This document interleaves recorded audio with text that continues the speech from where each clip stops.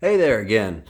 I just posted a video of my inability to build suspense, and now this idea I've been kicking around, and if it wouldn't been for Rodney, the guy who shedded the ultimate light on the prototype, I probably wouldn't even consider this. But on these air-cooled 250Rs, he said he used to take a mallet and beat his tank in and cut off the steering stop, and that created a short course kit. Well, I don't want to be so barbaric, but I think with this Sawzall blade, if I get up in there, let me see, do we need some light in there? Let's try this. It's bright. I think I could get down in there. Let me see if I can show you the steering stop is inside that little hood. It's actually an aluminum lug. And the way this triple clamp is made, it's kind of an ear similar to this. It's an ear cast up. Goes up inside this. So if I get my blade in there just right and saw that off, this thing will turn a full 90 degrees or until it hits something else that I might have to cut and modify. Now, I don't really want to tear it all up. I think I'll be clear of this, and I think I'll be clear of this scoop here.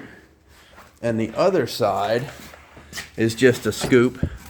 I think I'll be safe. I might have to route this a little different or make sure the brake line's good. But Rodney basically said once you do that, you'll never go back. And 90-degree steering is a real blessing because it makes the machine basically spin-out proof. If you're going sideways and you're tight against your stop, you can only hang it out so far. But if that front wheel would turn 90 degrees, you would never spin it out. That's why the short course kits were such a huge hit. It's real good insurance against spin outs.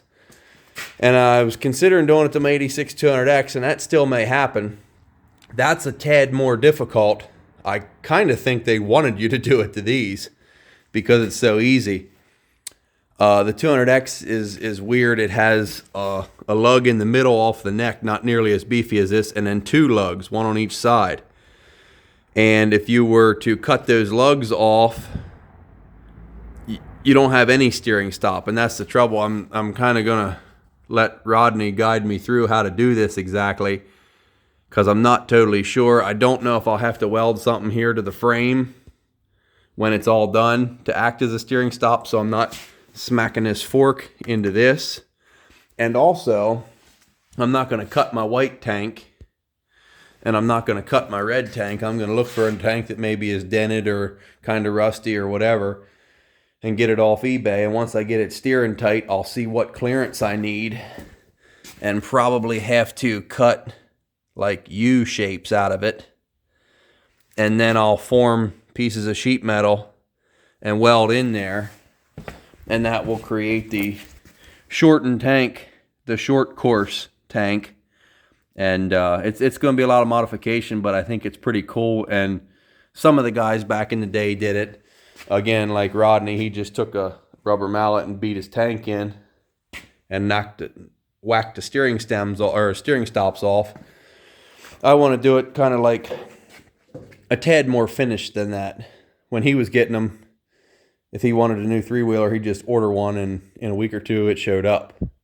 That's not the case for us now here in 2025. So this thing's going to change color and maybe even change ergonomics. We'll find out. I'm not sure how it's going to go, but it's going to go.